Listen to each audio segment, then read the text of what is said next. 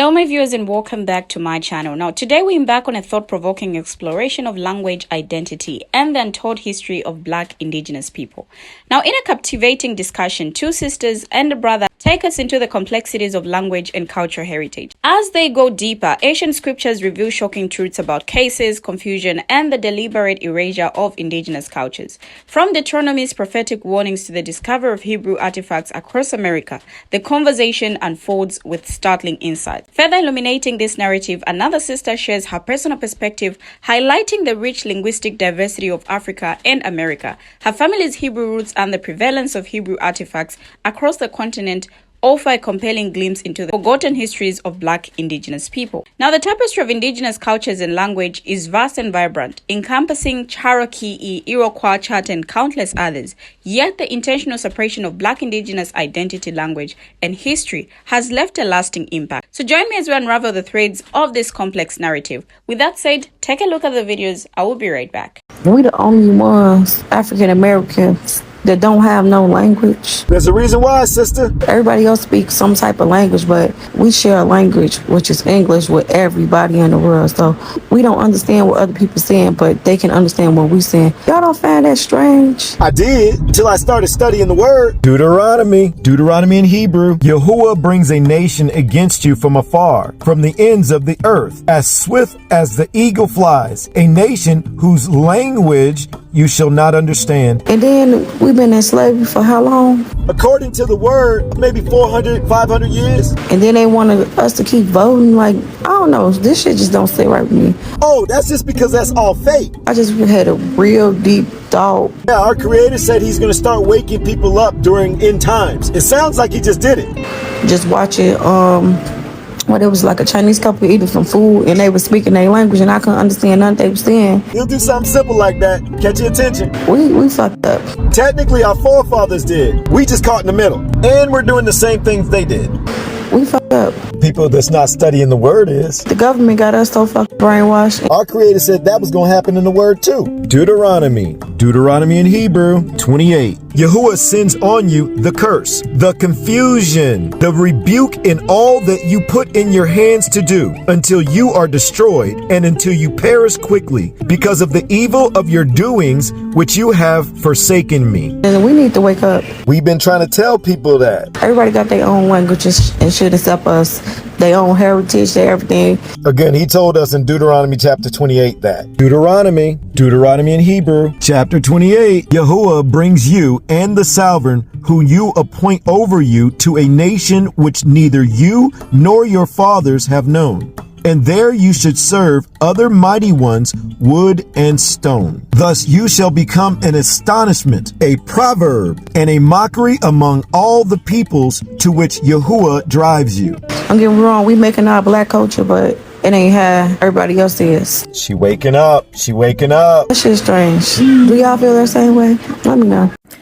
What you doubters must realize is that America was just like Africa in the way that there were many different tribes and tongues amongst the people.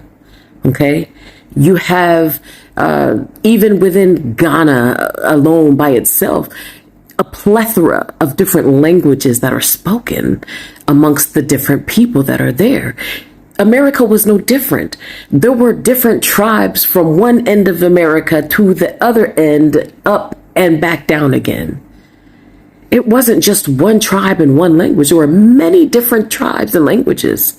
In fact, there were different indigenous tribes, the Cherokee, the Iroquois, there's just so many of them, the Chata, there were so many. And then amongst each one of them, they all had their own individual language and everything. So when you ask this question, you actually might receive a lot of different questions. I can only speak from my standpoint. My mom's side of the family, they spoke Hebrew. I'm talking about fluent Hebrew. Okay. So that's my background. So when you ask me, I say Hebrew. That's what my people spoke. Here in America, there are many different artifacts that are found from the top of America all the way down to the bottom of Hebrew writing that was inscribed in it. There are decalogues with the 10 Commandments written in it in Hebrew. So this is our language. Well, my people's language anyway. But again, as I stated, other so-called indigenous people over here, black people in America, will probably give you a different answer than what I've given you. I don't know what else to say, but you have to understand that the colonizers' intentions was to wipe us out as a people. Okay, now I've done several different videos proving that this is actually the ancient world. This is Alkebulan over here. This is the home of ancient Egypt, of the land of Canaan, Ethiopia, and all those places. And so those people who came over here, the pale-skinned folks, they erased all of that. They erased all of our histories and our cultures. And so unfortunately, this is why we're not able to speak our native tongues.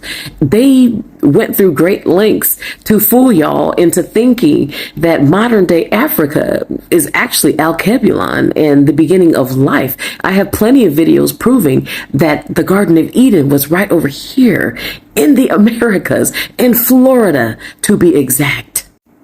So if they're going to take Morocco, Egypt, Israel, and every place else, and even just put it all the way over there on the other side of the world and say, hey, no, this was it. What do you think they're going to do to the people? They're going to ruin the people. They're going to strip them of everything that they are, everything that they have, their existence. These people have stolen all of our artifacts. All of the ancient mummies and tombs and artifacts were found in the Grand Canyon in Arizona, USA. And those people have taken it out of here, not just from the Grand Canyon, but I'm talking about artifacts that have been found all throughout the entire Americas. And they've taken it over there to the other side of the world and said, hey, no, this is Israel over here. Oh, no, this is Morocco. No, this is Egypt. Oh, no, this is Africa. They are sneaky. If you read the Bible, all you have to do is read the description of Satan, and that's them. Everything that Bible says about Satan is who they are and what they have done. So you must understand how all of this came to be, how this happened. We are all living a lie. History, as you know it, is a lie. Everything is a lie. You have to question everything. You have to download it, throw it away, burn it, stomp on it, get rid of it, and relearn, build yourself up again. Yes. Before I go, it's appalling to me how many of you would rather listen to the devil than your own people who look like you, who are trying to clear up the misconceptions and the false history and the lies, period, in general, that we have all been handed. You'd rather listen to the devil himself because you're brainwashed to believe that the lighter your skin is, the closer to God you are. Wake up. You people are asleep. Now, the First Sister's words struck a chord, highlighting a poignant reality. We are the only African Americans who don't have a language. Her observation resonates deeply, underscoring the historical and cultural significance of language in shaping identity. Now, she aptly pointed out that while others possess unique languages, African Americans, or Black Americans rather, share English with the world. This stark contrast raises essential questions on what happened to ancestral languages. Was language erasure a deliberate tool of oppression? And how does this loss impact heritage and sense of self? Now, the sister's frustration is palpable. You don't find that strange. Indeed, it's astonishing that this aspect of identity has been obscured. Now, the brother's response, referencing Deuteronomy 28, suggests a biblical context for this phenomenon. However, the sister's words serve as a powerful reminder that language is intricately tied to culture, history, and power. Now, Deuteronomy 28 provides a biblical context for the sister's observation on language erasure and cultural suppression. Deuteronomy 28 verse 49 to 50 states that the Lord will bring a nation against you from afar from the ends of the earth, as swift as the eagle flies, a nation whose language you not understand. A scripture that a brother already made mention of in the video. Now, the brother emphasizes that this scripture foretells a nation being brought against the Israelites, characterized by an unfamiliar language. This prophecy resonates with the sister's concern about African Americans lacking a unique language. Further examination of Deuteronomy 28 reveals a broader narrative. Verse 47 to 48, Israel's disobedience leads to curse and destruction. Verse 49 to 50, a foreign nation with an unintelligible language will conquer Israel. Verse 52 to 53, Israel's cities will be besieged and their strength will be depleted. Now, the brother's reference suggests that the historical experiences of the Israelites, including language separation, mirror the struggles of African Americans. Now, this parallel draws attention to the consequences of disobedience and disconnection from ancestral heritage, the deliberate erasure of cultural identity through language separation, the prophesied restoration and awakening of a people.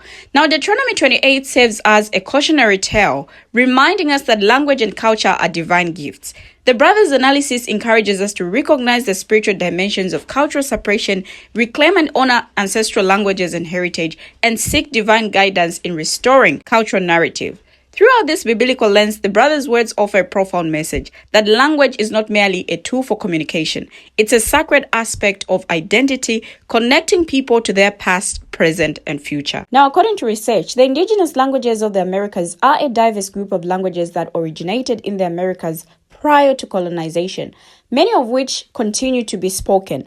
Over 1,000 of these languages are still used today, while many more are now extinct.